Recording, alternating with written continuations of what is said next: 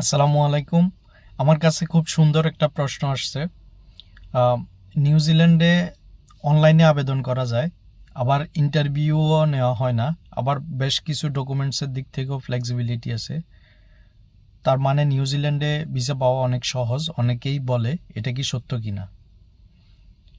আবার আমার অনেক ভিডিওতেও বলা আছে যে অনলাইনে আবেদন করা যায়, তারপর হচ্ছে ইন্টারভিউ নেওয়া হয় না।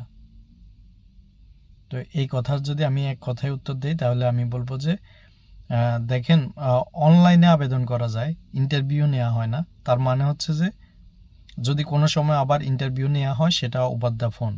তার মানে হচ্ছে আবেদন করা সহজ।